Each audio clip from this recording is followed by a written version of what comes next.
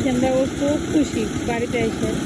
ধানের উপর ধারে জুতা পরে ধানের উপর হাঁটতে হয় না, এদিকে সব ধান কি যেন ধান হচ্ছে লক্ষ্মী, জুতা পরে ধানের উপর হাঁটতে হয় না। কি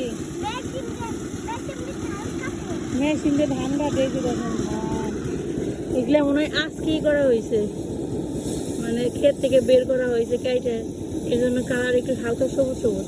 এগুলো যত বেশি রোদ দিবে তত কালার আরো গাঢ় হবে, একদম হলুদ রঙের হয়ে যাবে।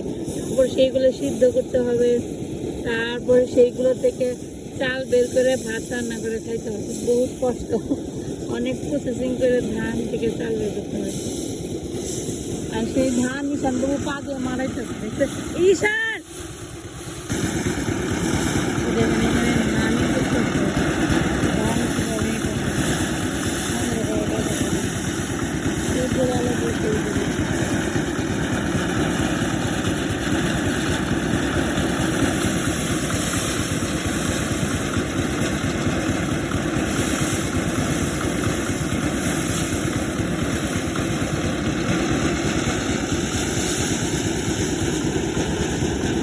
ব্যস্ত খালি ধান